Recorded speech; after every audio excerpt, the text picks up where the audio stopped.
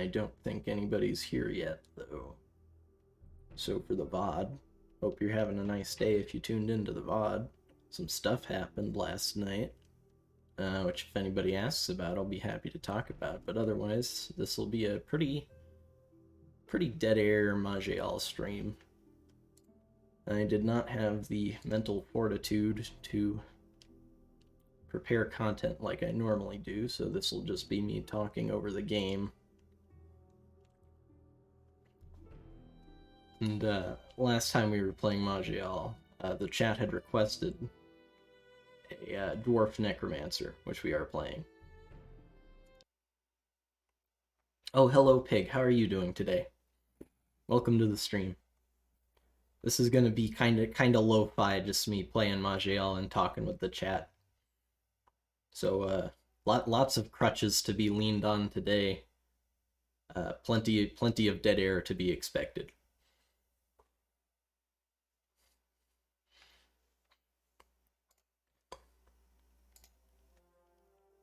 You're here quite early. I wasn't expecting anybody to come in right away. So we'll just get up to speed with where we were in the game. Yeah, work. Yeah. Well, lurker's always welcome. Hope you're having an okay day at work. We haven't really done anything yet except clear Corp Pool and the dwarf area and the Trollmire, I see. So that means into the forest we go.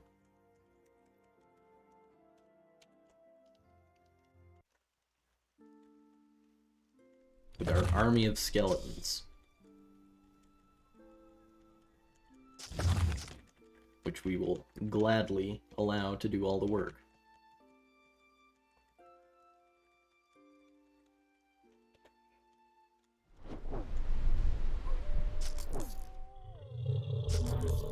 Probably the worst thing that could happen to our character right now would be stumbling along a multiple monster zoos at a time. Since while we are a necromancer and we do love killing things and taking their souls to be used in reanimation rituals, we are also fragile as shit, and our skeletons are nowhere near the maximum buff potential they can achieve. Oh yes, gotta get those sweet corpses, Halbernack. You're absolutely correct. Welcome to the stream. How's your day going?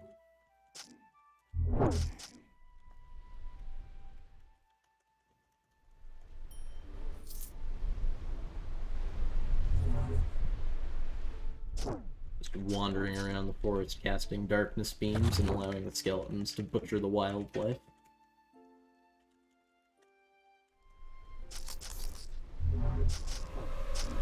Hello, magical girl. Yes, this is Tales of Maj'Eyal.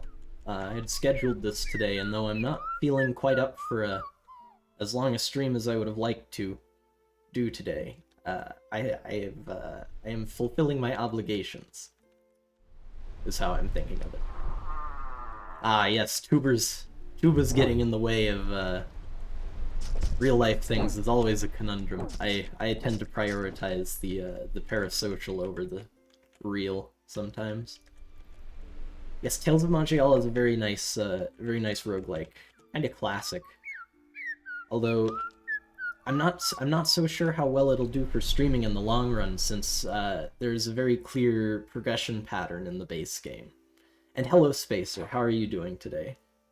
Yes, this game is turn-based. There are intricacies to how the turns work in time units and movement speed, and yes, we do have some movement speed modifying equipment. So, the game, oh, I'm glad you're having a dandy day.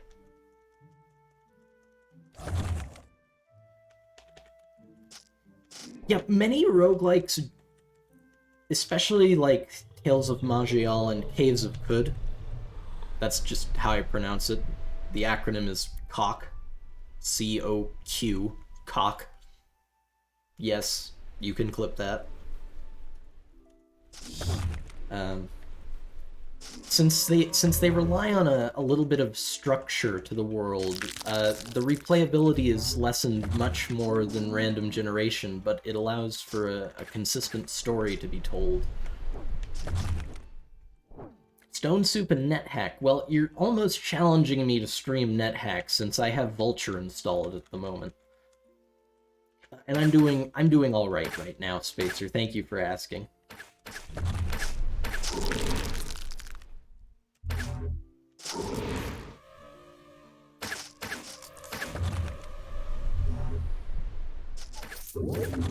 And for those of you unfamiliar with the game, even though we only have 160 hit points or so, since we are a Necromancer, we can go deep into the negatives.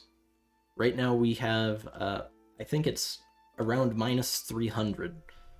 We get minus 260 from the skill, and I think we have, in the character sheet... Oh, that's all the unlife we have. We die at minus 260 hit points. I have never played Dungeon Crawl Stone Soup, but I've heard okay things about it. It just doesn't seem directly up my alley. But yes, as I avoid death here, as necromancers can be quite fragile. And I am out of skeleton minions. We'll just summon some more right now. Turn them into a golem. Wait it out, summon some more. I don't know what would make NetHack hard to stream, other than there not being much going on with the game, Spacer. It's a very, very straightforward roguelike, in the most classic sense of the word.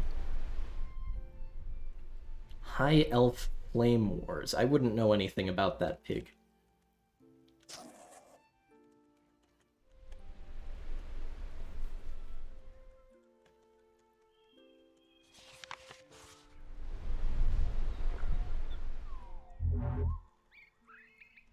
Oh, where were we? Ah, yes. Turns in this game are a little like Cataclysm Dark Days Ahead in that I believe they're built on time units, and there are spells and classes that can manipulate time. So as we have a robe that increases our movement speed by 15%, I believe that means we get 15% more time units in a turn to act.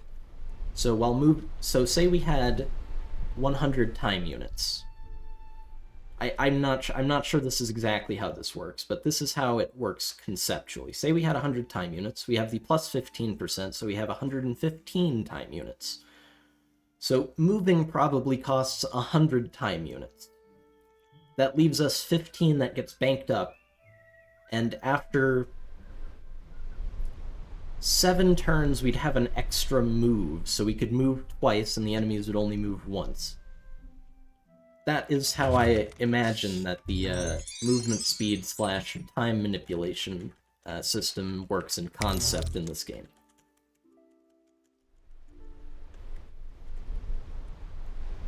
Oh, they removed the High Elf race in Stone Soup.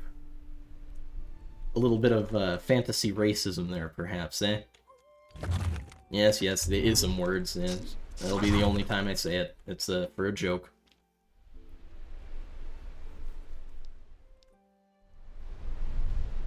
We're a mage, so all of this steel gear, all of these melee weapons are useless to us. Another escort quest. If any of you were here for the previous Maj'Eyal streams, we've been having terrible luck with these. They love wandering off in front of us and dying inexplicably quickly to things that are not quite on screen. And yes, playing more freeform roguelikes like NetHack Spacer does require a little bit of on-the-fly storytelling. And that purple portal on the right side of the screen there, that's where we need to take our escort quest target, as a skeleton dispatches a higher level enemy there. So we might, yes, we will be able to complete this escort quest with no problems. allowing us to get 5 free magic stat points. It's very nice. Oh, you hate elves, Magical Girl? I also have a disdain for the pointy ears, but I won't begrudge their existence too much today.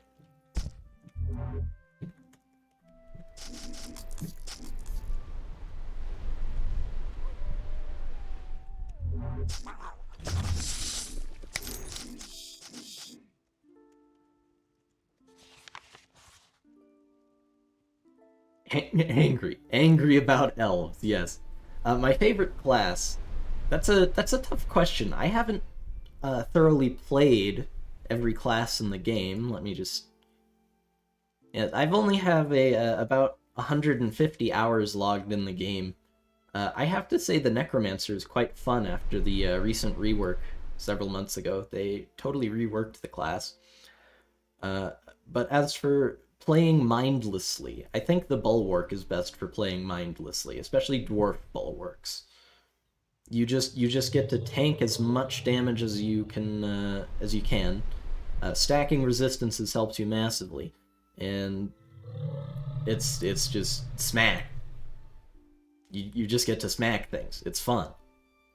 Although being locked out of two-handed weapons, since you have to use a shield, is a little sad sometimes. So a journal entry here. From the notes of Darwood Oakton, Explorer, Chapter 3, Disaster. Does my title not tell you enough? Disaster, and again disaster. True enough, these Shertol ruins exist. Several hundred feet at the bottom of a mighty lake. The Lake of Nur, one of the largest in the Old Forest, has swallowed up the ruins in its murky depths. I am hardly a strong swimmer, gentle reader, but even if I could swim like a Naga-spawned beast, I could not hope to explore the ruins' sunken expanses before drowning. I fear I must abandon my present expedition. The trees are paying closer attention to me, and I do not believe it is of the pleasant sort. Ah, yes, the Wormic class. I quite like having all those breath attacks. It's very fun.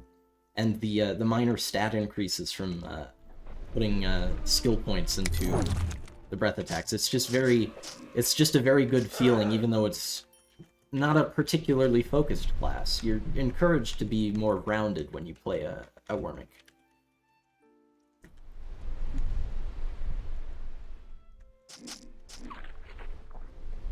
It's coiling some worms around our staff and they shrivel up and die.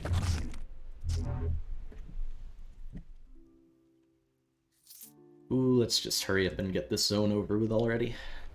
Being surrounded by trees does not a happy dwarf make. I doubt this robe is better than the one we're wearing. Yes, it's worse by far. I forget if this robe gives us water breathing. It does not. So if we are looking to finish this zone off, we are still looking for a water breathing item. The staff might be better, though.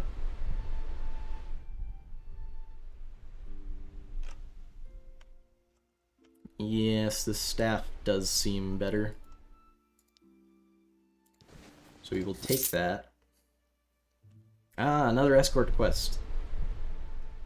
Another opportunity for greater quantities of stat points, though since our skeletons have pushed the escort to the front of the line here, I believe that the escort will be dying momentarily.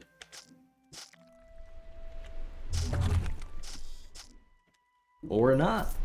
We got quite lucky there. Only to have the escort get poisoned by a plant and die turns later. So we will need to be changing the staff into a darkness staff. Does that affect... Okay, all of the modifier on that goes straight into darkness damage. That is excellent for us, since most of the spells we cast are going to do darkness damage. And I'm not sure if the staff affects damage from passive effects, like... As we level up here, I can show you. We have this talent here called Across the Veil. Every time we cross between, or rather cross from positive to negative life, or negative to positive life, we will release a blast of energy that the game calls Frost Dusk, which I think is affected slightly by cold and by darkness modifiers. I'm not sure, though. So since we're still using infusions, Runeskin doesn't help us much right now. So for the generic point, I think we're going to get another one of the dwarf passives. Or rather, yes, the dwarf passive here, Stone Skin. Which will sometimes give us armor, which as a wizard, having armor that doesn't require armor skills is very nice. And we will take the skeleton empowering skills. Yes, Archmage is a little disappointing. Especially how you have to, if you really want to get the most out of it, you have to play through that kind of awful astral hellscape at the very beginning.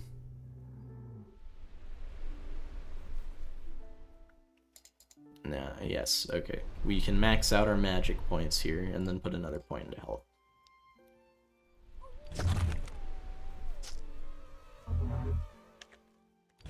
That escort quest wouldn't have been so bad if the elf hadn't been poisoned. As we passed by the portal right there, it wasn't too far from where we were standing.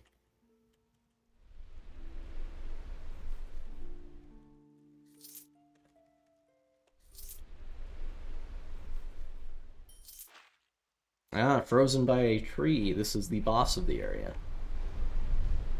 Wrathroot, the ancient gray willow tree, ruler of the old forest. He despises trespassers in his territory. Well, we are trespassing. That's for certain. Thankfully, we're trespassing with an army of the undead. I would hate to be alone here with this tree. And get another level up from killing the tree. We didn't even get a chance to use our skeleton upgrade spell yet.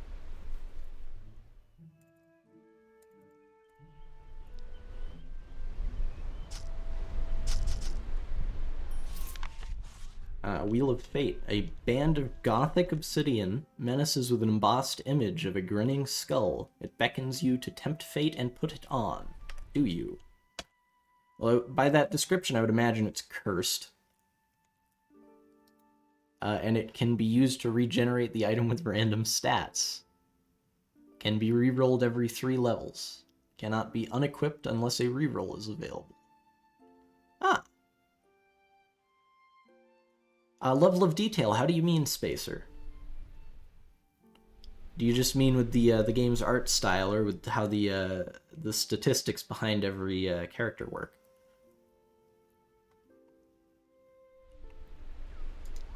Oh yes, roguelikes have to have a lot of good systems behind them, typically, or else they're not very good as games. And that's just the cold truth there.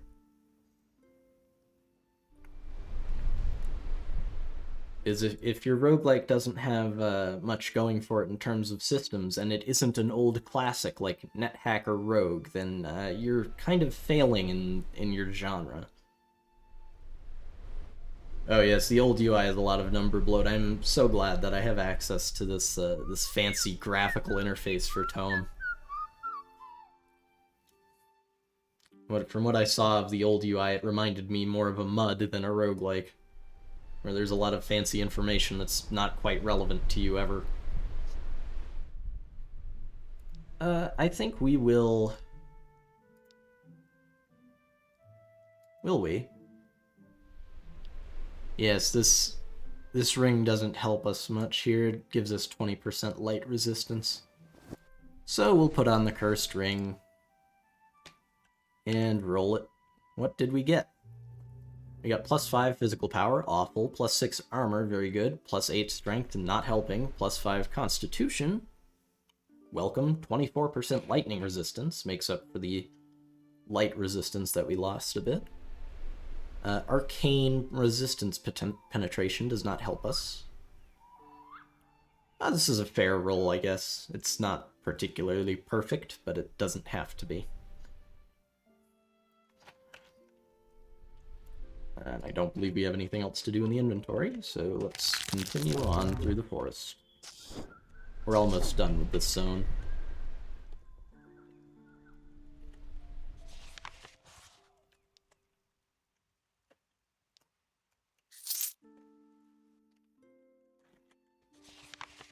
And there's not much to do here, and we did get here with the previous character. But we're unable to beat the Guardian at the bottom of the lake. Since as that lore scrap we saw earlier, this is a continuation of that, but one chapter removed. Basically, there is an ancient, somewhat alien, but not literally alien, ruin at the bottom of the lake that has a lot of magical power. We currently do not have a way to access it, so we will be leaving the zone.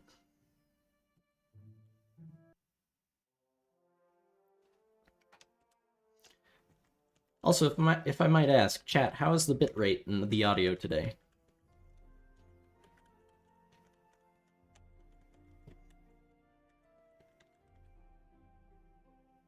I'm thinking we do the maze next. Ah, okay, good. Smooth, smooth. That's what I like to hear.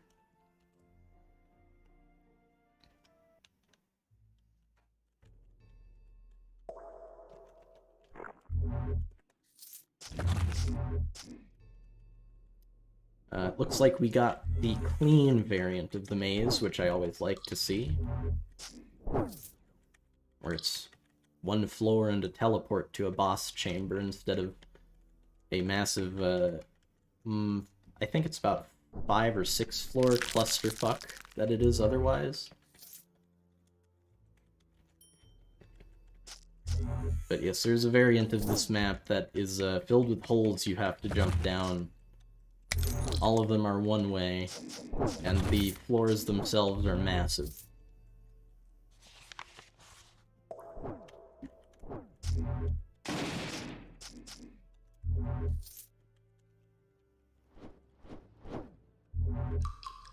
We're just taking our skeleton posse out here.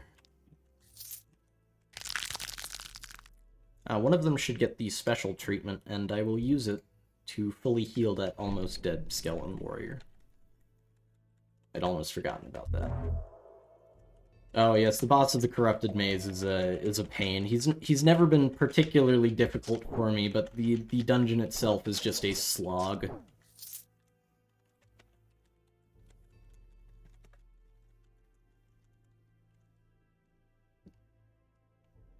There are the stairs down in the lower right, as always.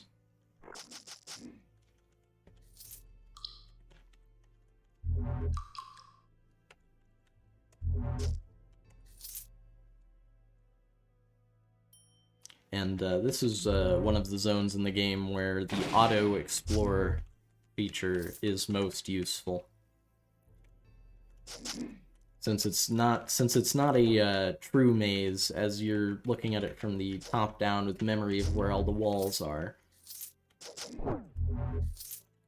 Unlike a maze in Doom. Just allowing the game to auto-complete the maze for you is very relaxing.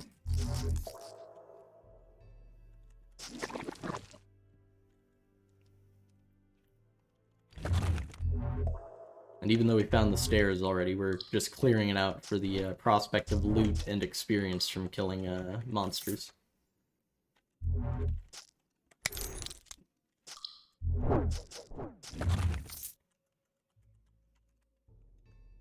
There is a bandit there.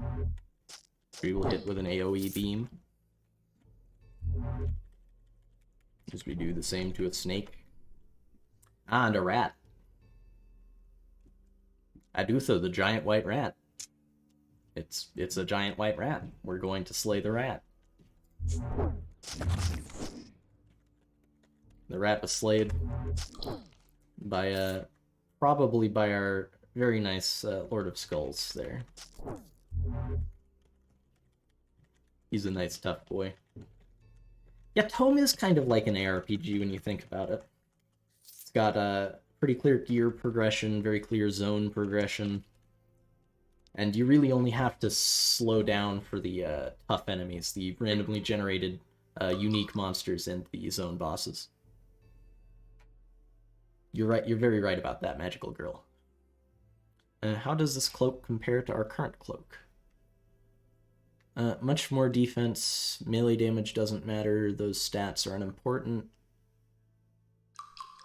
Swaps mind for temporal and darkness resist. Physical save, irrelevant teleport stats, and it has... Oh, it allows us to teleport very close to an enemy.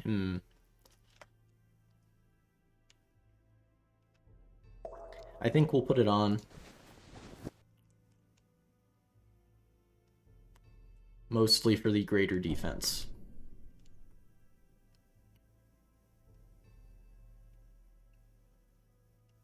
And our current boots are better than speed boots, and I think we have speed boots in our inventory already somewhere.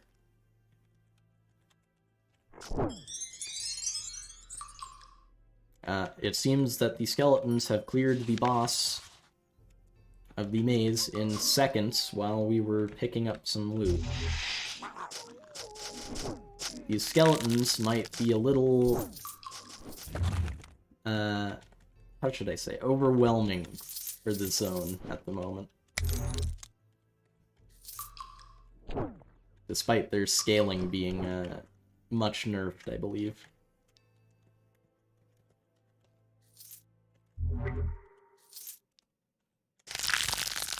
Oh my. Wonder what that bony aura is there.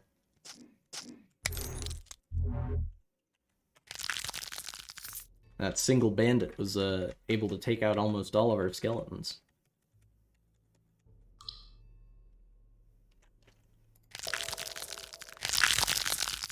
And we're just refreshing our skeleton army here. And this time, we will give the crown to the very large boy.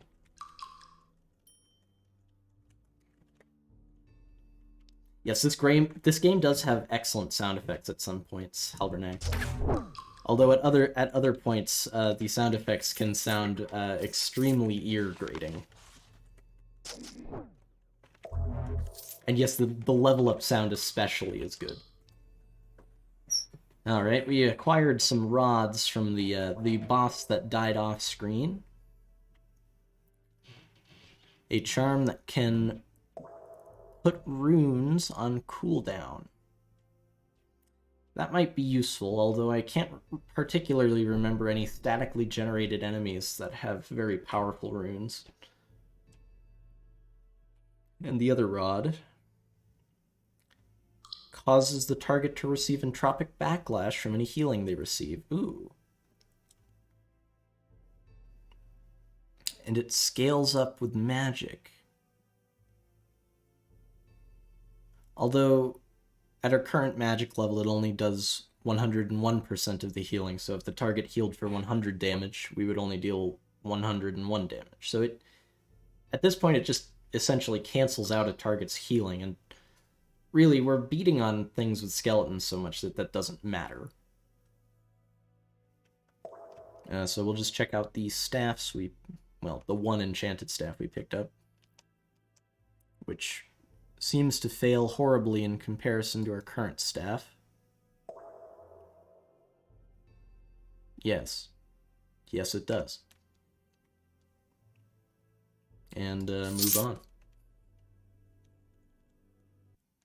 Oh, and speaking of sound effects, I quite like the, I know it can be a little ear-grating sometimes, but I quite like the sound of everything in the transmogrification chest turning into money at the end of a zone. Yeah, so we did hit level 15. So we can max out Lord of Skulls for now, and then get the last level in it at the next level we get. We might want to put... Well, no, I guess we don't. Yes, okay. So our stat point level up should be standard from now on, just maxing out magic and putting points into Constitution. And now into the zone that can very easily kill wizards. The Sandworm Lair. It seems we got the small worms this time.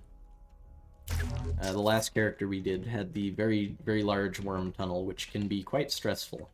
because you have to keep up with large worms, or else you are surely dead. But with the smaller worms, their tunnels fade faster, but they're much easier to keep up with, and there's more than 2 of them.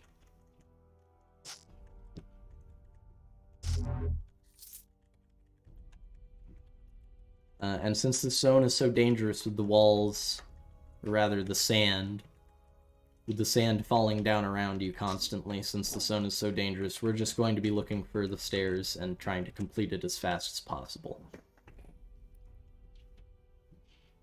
Yeah, sometimes this dungeon becomes a waiting fest, where you can do nothing but wait for a worm to come to the chamber you're sitting in and carry you to the next.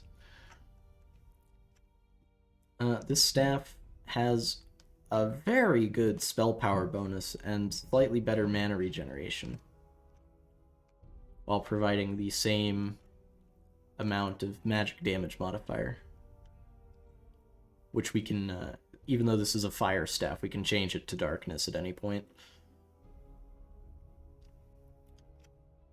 So I think we will swap to that, and then attune it to darkness in 3 turns.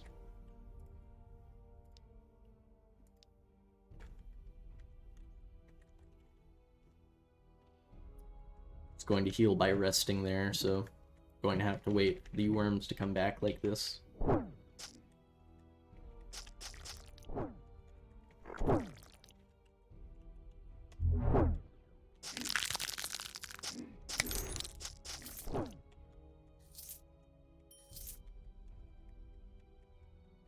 Yeah, getting stuck on accident is very painful in this dungeon. Especially if there's an enemy that manages to beat out your damage in such a way that it traps you in a spot where the wall is going to collapse. It really makes you think on your feet in that moment.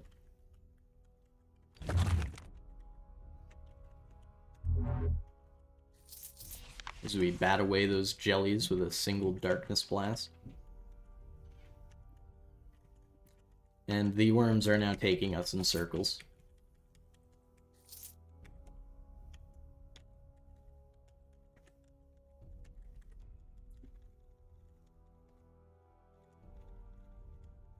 And there's the staircase. We picked up a ring there, although it, as fancy as it is, it doesn't do anything for us. So into the trash it goes. Pardon me, I'll hydrate for a second.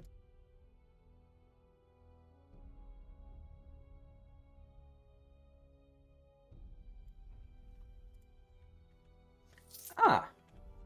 The rare occasion where the downstairs are adjacent to the upstairs. Perfect. So this is the 4th floor of the dungeon. It should be... I believe this is where the... yes, where the Sandworm Queen is. So we will be done with this dungeon momentarily. Just like that. As we wait for the skeletons to bludgeon the giant worm to death. Now we will have to wait for a worm to dig out the loot from the Sandworm Queen. Or else we are not getting the Sandworm Queen's loot. And that would be quite shameful.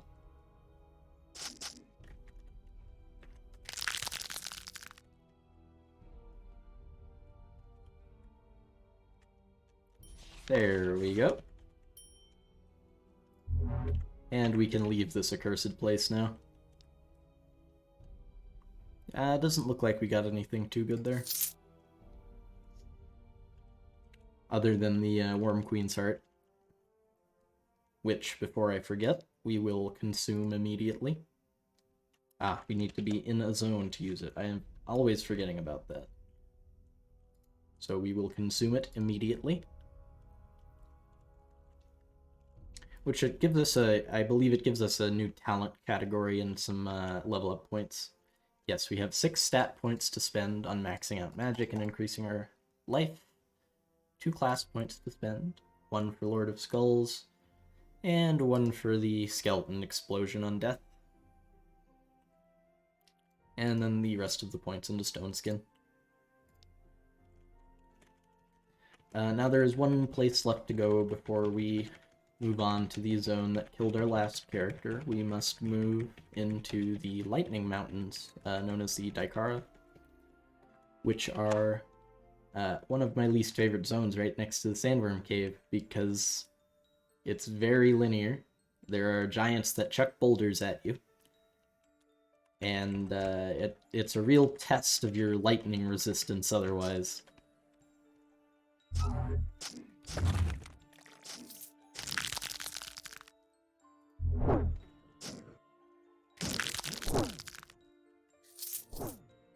Now, where is this escort going? Oh, right over there. Not too far. And we are getting a strange, I don't believe I've seen this in quite a long time, so I forget what it is. But there's, this variant of the map has cultists with monoliths scattered about the place.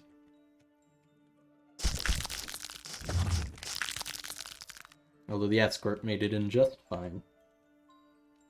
So these skills don't mean much to us since we're wizards, so we will take the dexterity points for the free defense. As we are almost killed by a lightning bolt. Ah, we are adjacent to the Worm That Walks, a unique elite enemy. Or rather, I don't believe they're unique, but they are quite rare, especially at the level we are at currently. A bulging rotten robe seems to tear at the seams, with masses of bloated worms spilling out all around the moving form. Two arm-like appendages, each made up of overlapping mucus-drenched maggots, grasp tightly around the handles of a bile-coated war axe. Each swing drips pustulant fluid before it, and each droplet writhes and wriggles in the air before splashing against the ground. So this boy does a lot of acid/blight damage, I believe. And he will probably kill us very easily.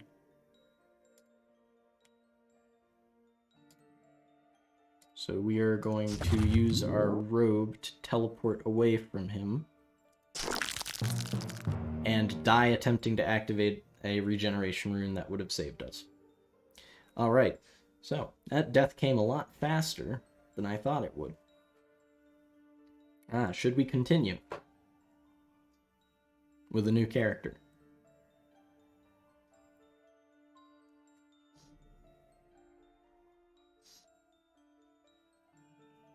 Because we certainly can. I was expecting this to last for at least another half hour.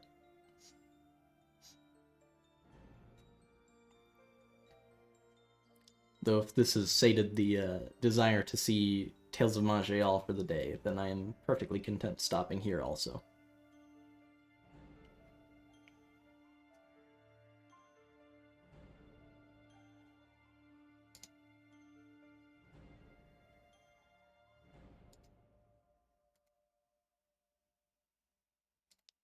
With no input from the chat, I believe we will be doing another character.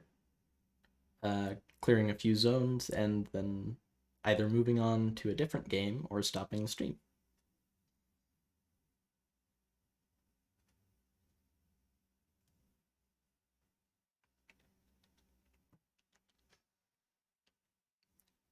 Alright. So we could always play an undead necromancer. Are there any particular class/race combinations that the chat would like to see? If not, I will be playing a skeleton necromancer.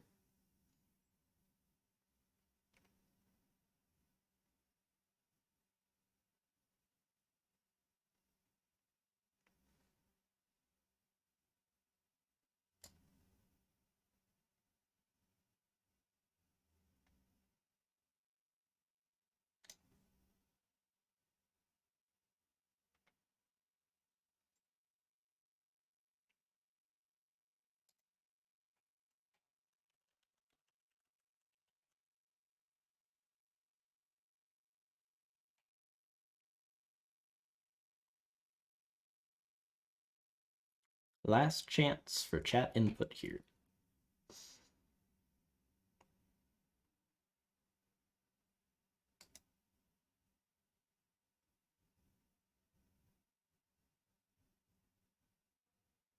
Alright, we'll be playing a Skeleton Necromancer for the second character today.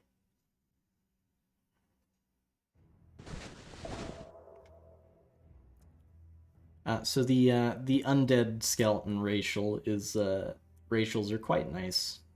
They give you stats, they give you a shield, they give you effect reduction, and they give you an instant heal. So all of those are useful, but we don't have access to all of them yet. And then combined with the Necromancer's undeath, you really do become very hard to kill, especially considering that you're already dead.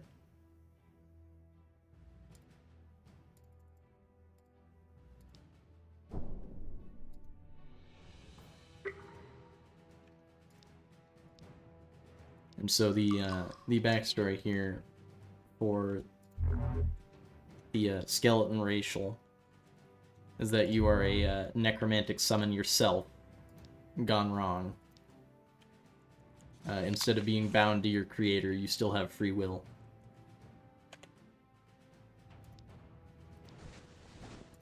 And you're given an item that prevents towns from attacking you for being undead right there. It's called the Cloak of Deception, and it tricks humans and elves alike into believing that you're still living. Just blinds their senses, essentially.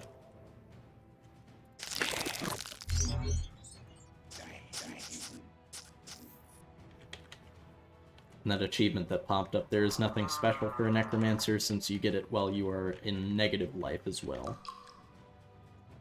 And since we only have 18 positive hit points, we are going to be in negative life quite a lot for a while.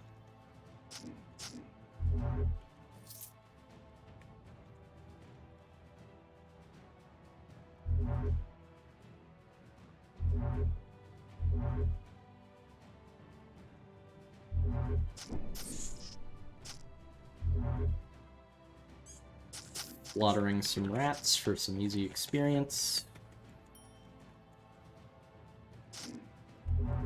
And fighting off other creations of the Necromancer that brought us back.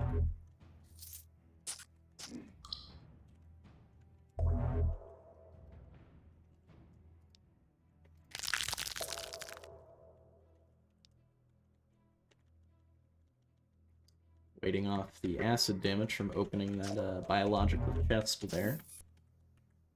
It's called a giant digestive sac, but it is essentially a chest filled with acid.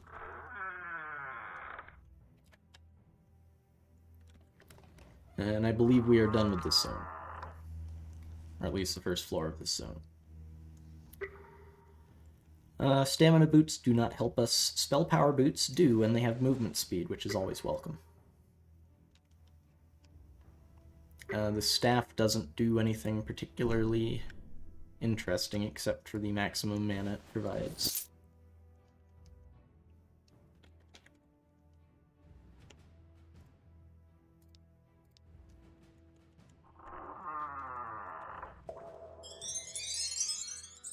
Skeleton getting us a nice level up there.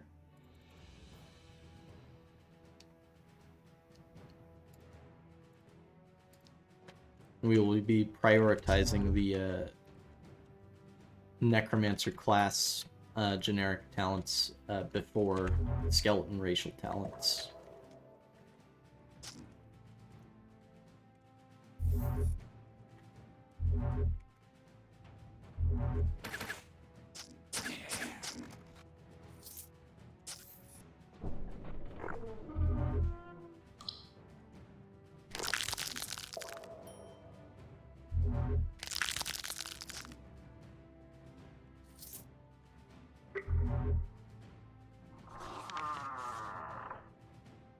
A note from the Necromancer. The Cloak of Deception is complete. Truly my finest work, not counting my project, of course. It allows my minions to walk amongst the living without arousing their suspicions at all. Already I have taken a stroll to a nearby town alongside a ghoulish thrall wrapped in the cloak. Ha! The fools didn't even bat an eyelid. With this item, acquisition of components for my project shall be all the more simple. Oh, hello, JC. How are you doing today? I'm doing alright. Thank you for asking. And welcome to the stream. That first note was right next to another note. Fate smiles upon me. What did I come across today but the body of an unfortunate necromancer? Unfortunate indeed, but rather fortunate for me. The body displays next to no decomposition. It shall be perfect. With this new minion and the Cloak of Deception, the completion of my project is all but assured. I must prepare for the ritual. My dark menagerie shall soon have a new member. I believe that note was in a reference to us, as we are a necromancer, and the necromancer that raised us was attempting to raise another necromancer so that he might have somebody else perform a ritual that would turn him into a lich.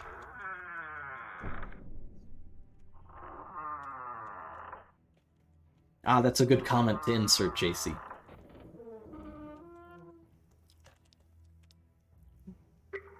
Tales of Maj'Eyal is an excellent game. I believe you can pick it up for free if you'd like to play it yourself. Ooh. Touching that man was a mistake. Rather, pile of bones. There are no men here. I believe we are at our cap for skeletons, yes. We are having to fight this half-finished bone giant. A towering creature made from the bones of hundreds of dead bodies. It is covered by an unholy aura. The specimen looks like it was hastily assembled, and is not really complete yet. So it should die. As a matter of course, quite simply. We get a shield that we can't use, and as always, the Rod of Recall. Which is an item that allows us to teleport out after, I believe, 30 turns of waiting around. A maximum area of effect on the beams. To slay all the rats. Yes, but thank you again for joining us, JC.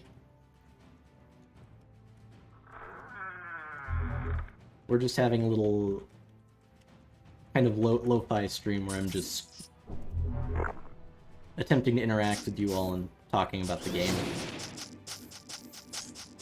I did not have the wherewithal, the mental fortitude, whatever you want to call it, to prepare a lot of content today.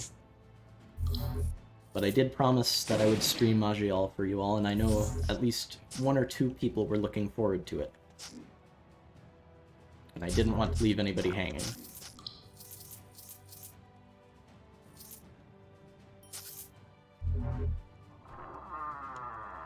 Ah, you're going to eat, Spacer. Thank you for dropping by. And I hope you have a nice meal.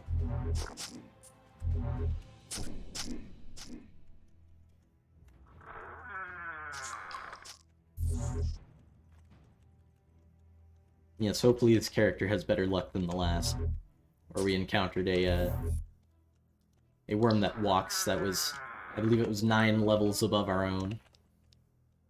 Not a good way to get to the midpoint of the run. We can take this insulating belt since we have no better belt. And we have no better gloves. And no better hat. The rest is useless to us.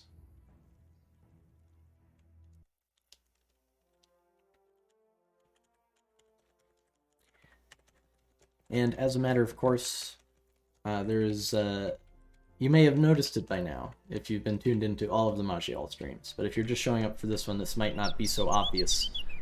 There is a certain order that the game intends for you to perform the dungeons in, and there is a certain order that I like to do them in, and they line up very similarly. It's just how the progression is mapped out in the game.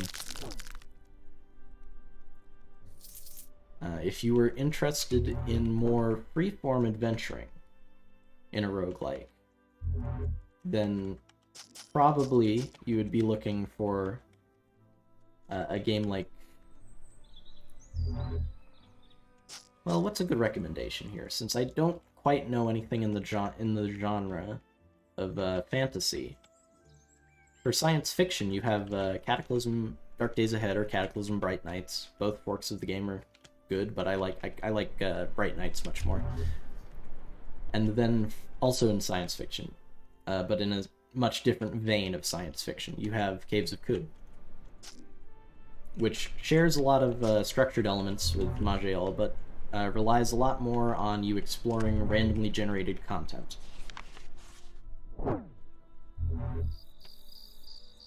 There's also adventure mode in Dwarf Fortress. You're absolutely correct, Pig.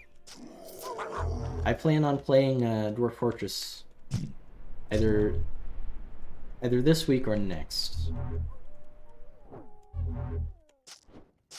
And yes, Ilona. How could I forget about Ilona? Ilona is an excellent, and quite silly at times, fantasy game. Fantasy roguelike. There's a fan translation available for it. There's no official English PC release, although for some absolutely mind-boggling reason, there is an official English release of the mobile port of Ilona. I have no idea what motivated them to make a mobile port of that game, let alone get an official release for it when the PC version has only had a fan translation for years and years and years. I guess I really just have science fiction roguelikes on the mind. And yes, the translation issues do make it more fun.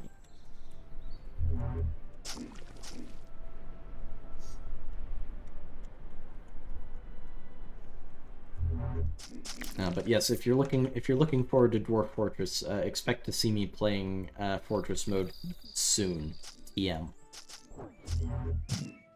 Since I should have no trouble getting it captured.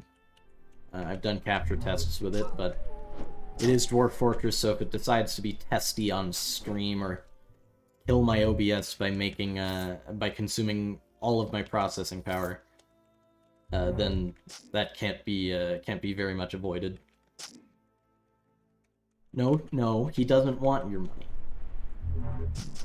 You can try to give him money, but he doesn't want your money. He said he would only be charging for that tile set that he commissioned. I'm pretty sure, because the tile set cost money in the first place. Oh, he's actually doing it for medical issues. Ah. Oh, I'm not good enough to do a tutorial stream, Pig. No, sir. I am somewhat of a novice of Dwarf Fortress. I can assemble a military sometimes. Other times I forget how to do it entirely because the interface, the military interface, and the burrows interface confound me.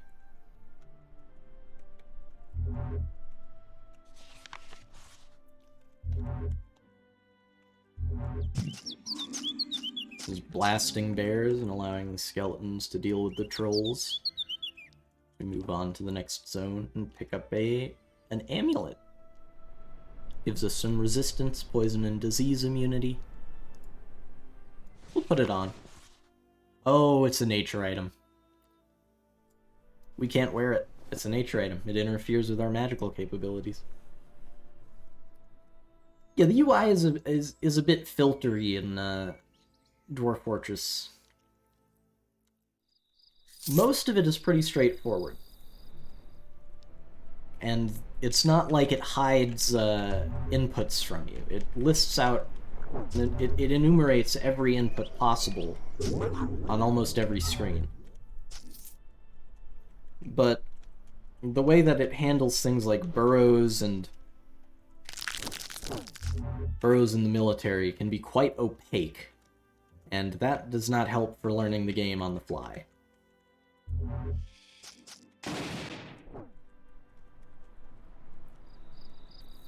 Is this a human? Yes, this is a human.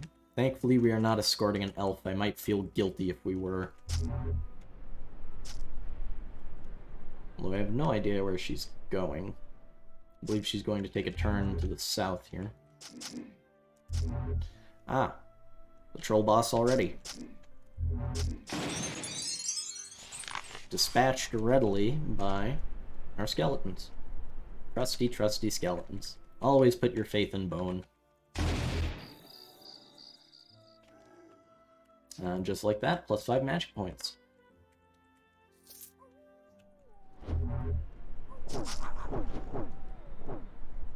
Just waiting and letting the skeletons do all the work here. And we're going to clear out this map.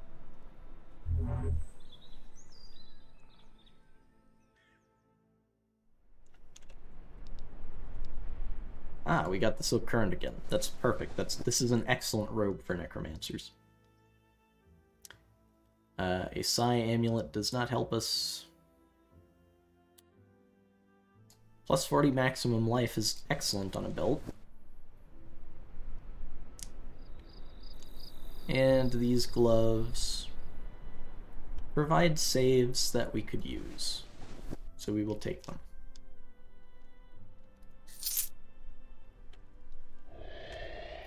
And we have a couple points to spend on leveling up. We'll take the skeleton stat points, max out magic, rest into health. Skeletons exploding, and then darkness beam.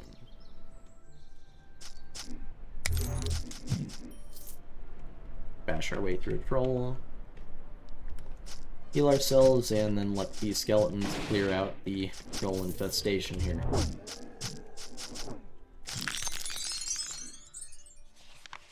That was not difficult in the slightest.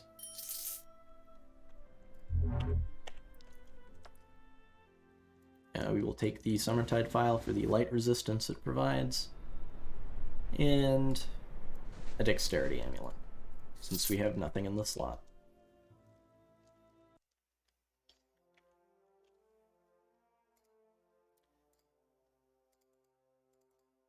Same deal as the last level up, and we move into the Necromancer Ruins, where there's another escort quest awaiting us, this time much shorter, as we can see the portal straight away. And nothing stands in the way of it save for our own skeletons.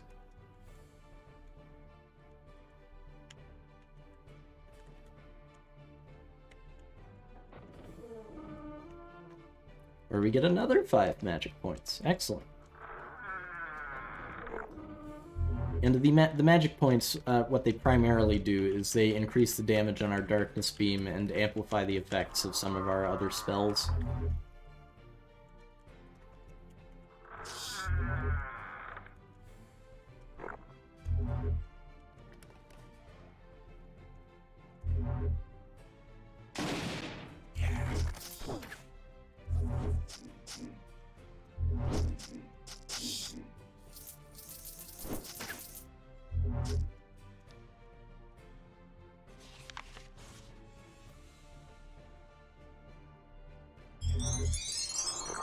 Ah, good, a level up before we end the floor.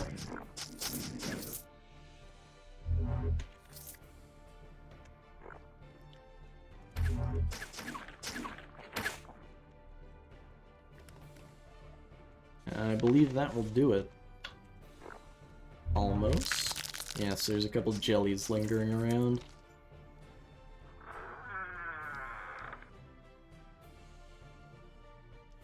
Ah, mental save and a little bit of life regeneration. Don't mind if I do.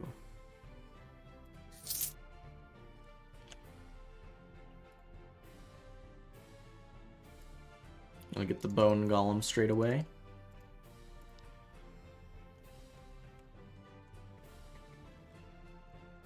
And make use of it.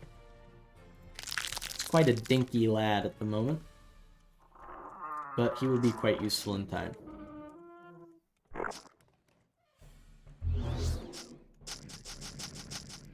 That golem is essentially the tank of this all-skeleton party.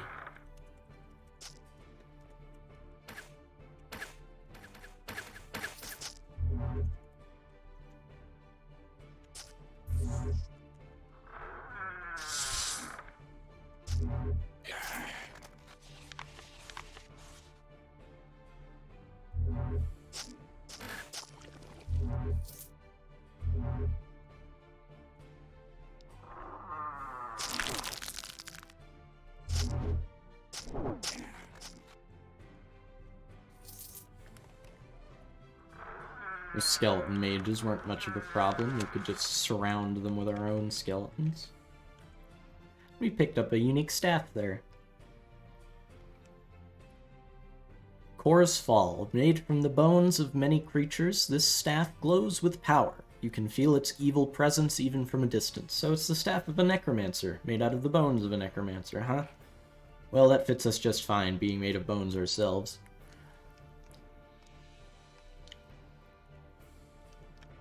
Provides us a small darkness damage modifier, gives us bone talent, and a little bit of spell power, and crit chance. It also comes with an innate spell called Bone Spear, which, as the name implies, would launch a spear of bones in a straight line. Ah, there's more loot in here somewhere. Skeleton archers this time. Also not a problem. A unique bow that we have no interest in. And not much else.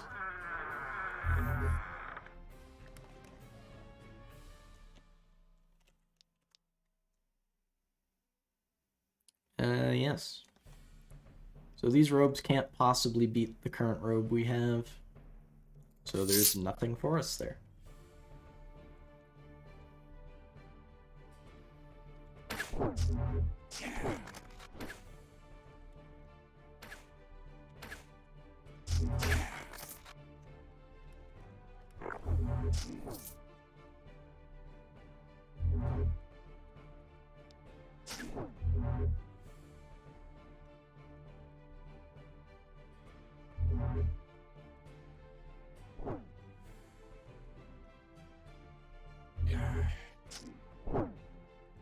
We're just allowing our skeletons to filter out and clear those rooms there. Very punchy sound effects there. Wonder what spell that unique skeleton was casting. Died so quickly.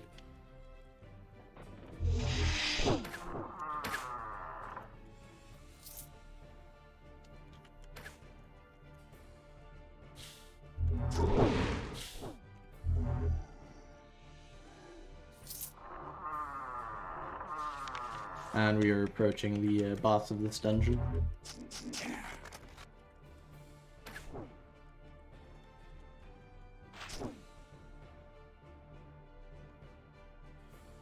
So we will activate the Shattered Afflictions rune to become unfrozen, and then chunk the boss for 50% of his health.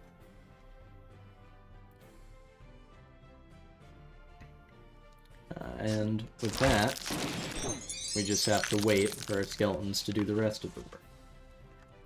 Oh, the Blood of Life is a nice item. That is one of the few ways you can revive in permadeath mode.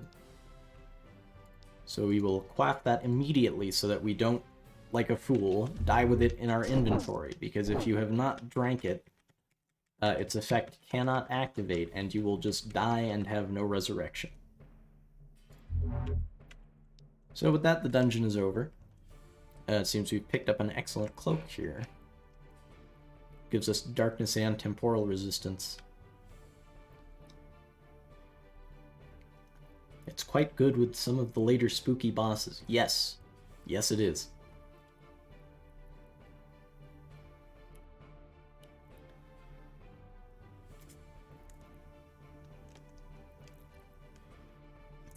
This wizard hat will fit us nicely.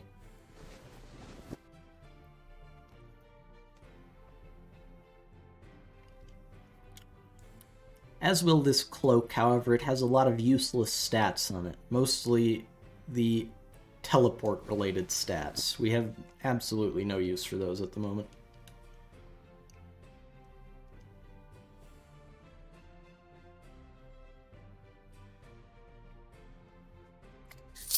I think that'll do us.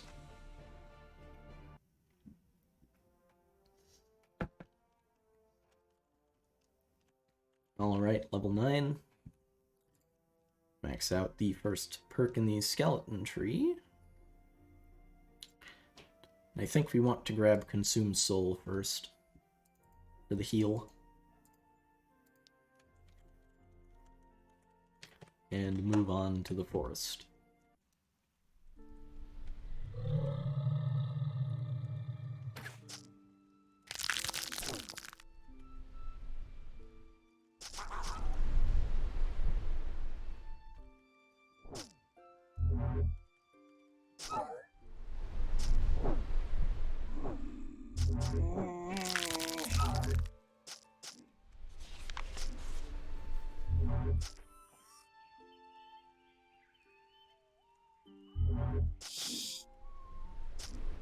If we're quick about it, we can get up to where the last character died in only a matter of minutes. Which I will now attempt to do, as you've seen this zone in this stream already.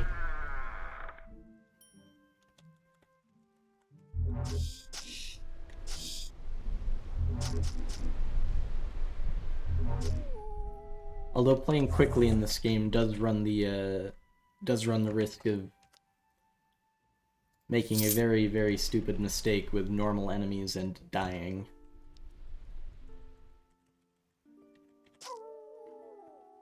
Ah, Monster Zoo of Wolves.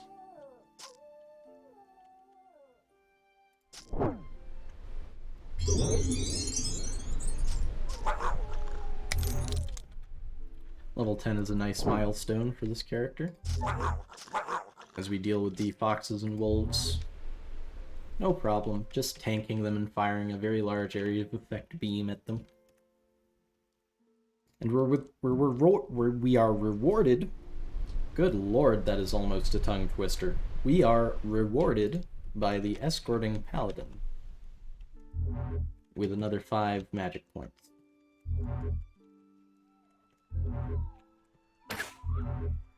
Which is making the darkness beam we are spamming all the more powerful.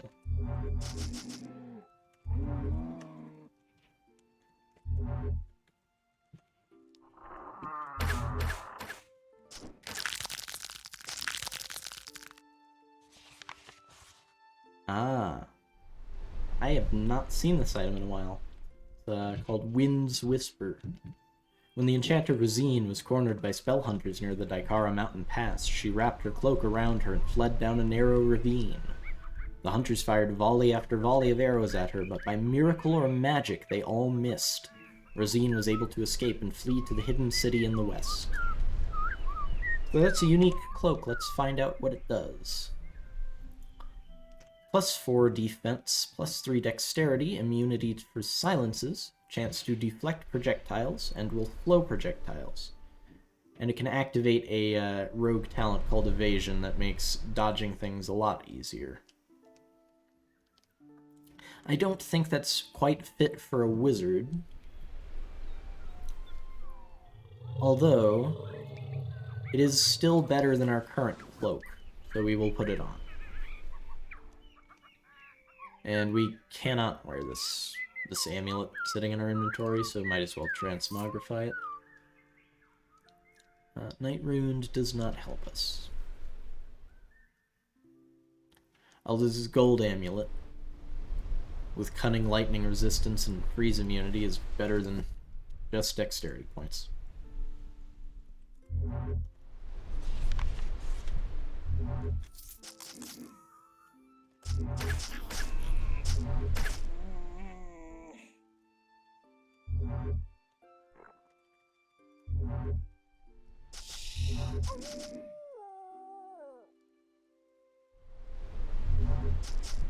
Quite a lot of modified enemies in this zone. I think that's the 3rd one that we've seen.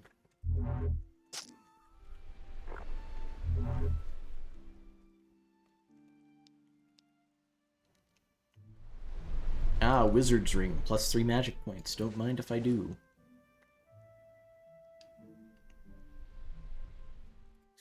And nothing else for us.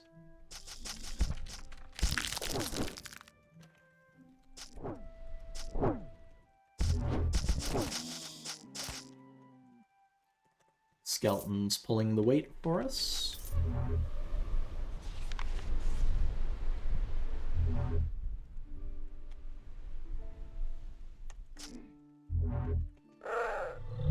Blasting treants away. Treeing some bears, even.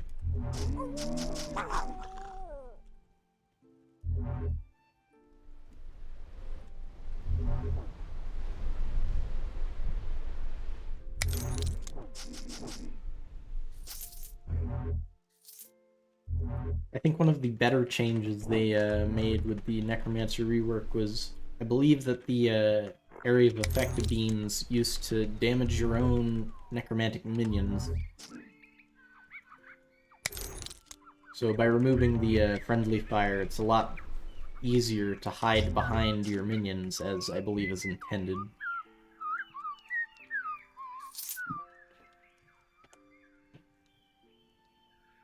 And we do have a category point, which we'll dump straight onto the skeleton path.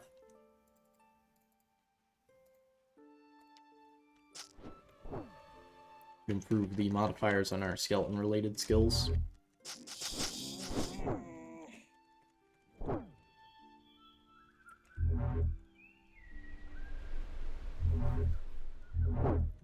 This zone has graves in it. Graves provide an opportunity for loot at the very likely cost of pulling a high-leveled undead unit to fight you. So we will be ignoring those for now.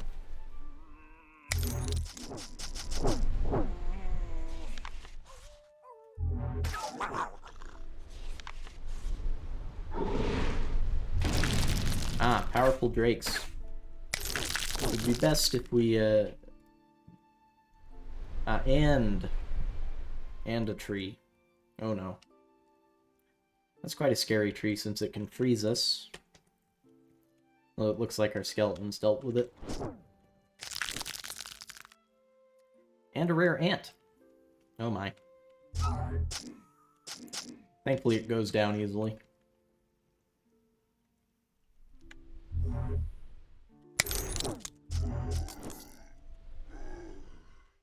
There's the boss tree.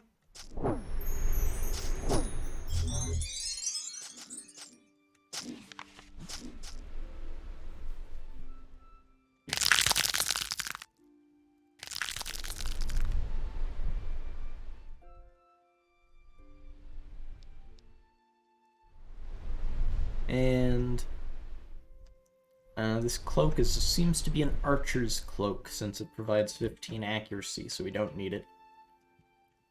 I don't believe these staffs are any better than the current one we're using. Doesn't seem it, and the rest is melee gear. We'll grab this note, and I believe... yes, since we are a skeleton, we do not need to worry about breathing. So we can complete this underwater ruin immediately. Take a level up before we go in, though.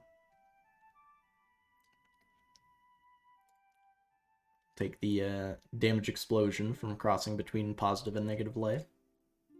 Upgrade the golem. Magic and health.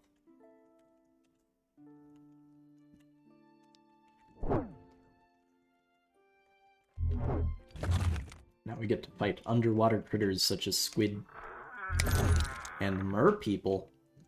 Yeah, it's a naga. Oh my.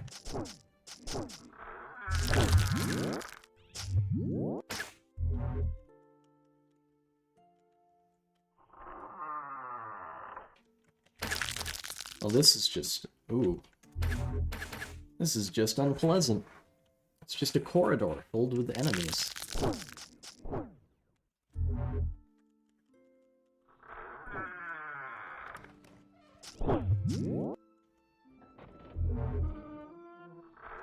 Thankfully, it seems that most of the difficult enemies were front-loaded.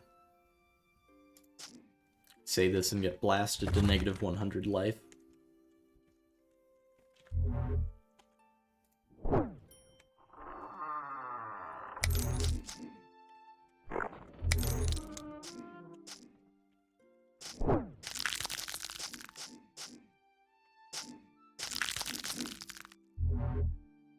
Oh my. That Naga really did a number on us.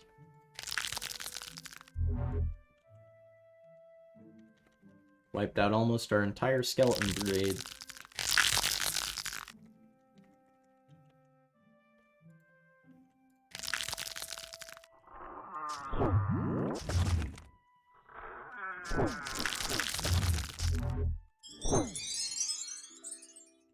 Getting another level up from these Nagas.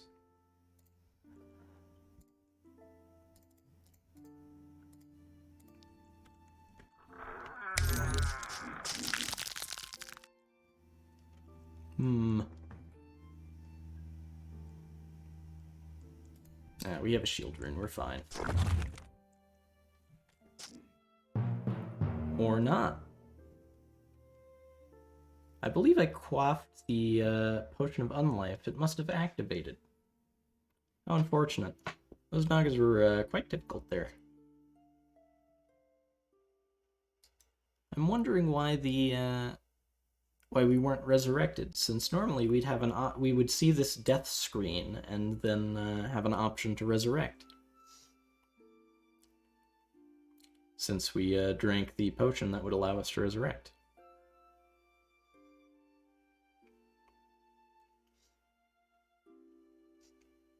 Ah, well. Sometimes that's just how it goes. How are you doing in the chat there? If anybody would like to talk. We have another minute or two before I decide whether or not to make a new character and continue the stream, or to stop.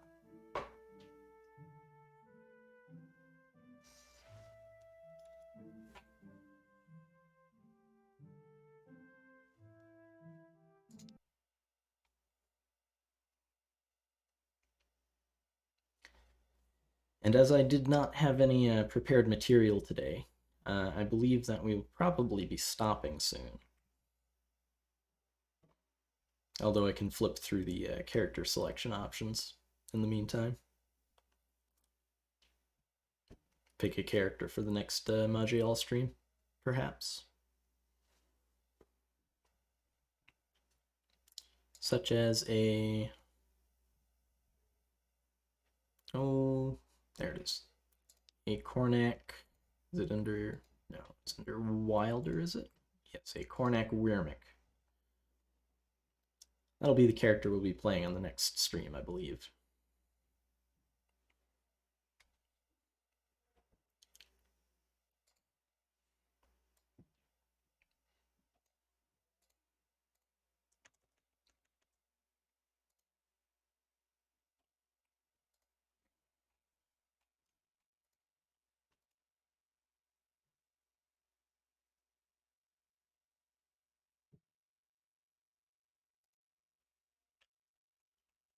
So, I hope your day's been going all right, chat. How are you doing?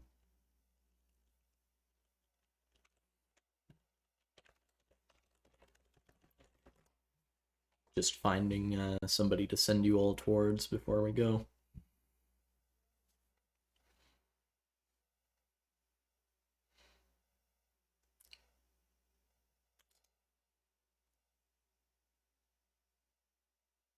Oh, Velik's up today. I think I'll just send you all towards Velik. Velik's nice.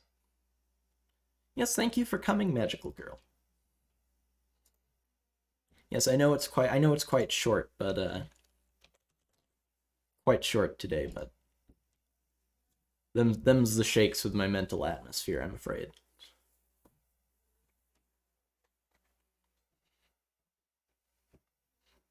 Perhaps I will surprise you all with the Gorilla Dwarf Fortress at some point in the near future, since I already have a schedule out until Saturday. Yes, I did have a bit of a busy day. My mouth is not in perfectly talking shape since I was at the dentist earlier. And also with some of the other things that have been going on in the peripheral. I'm sure you can understand. So we'll be sending you all towards Velik. It was an excellent VTuber. She's a very kind-hearted individual, has an excellent sense of humor. Yes, I think I'll do fine. It's just you know, the mood in the air and all. It's, well, the word's right there on the screen, isn't it? It's somber. It's a somber mood today. And I promise my next stream, I will have a much better conversation to bring to you.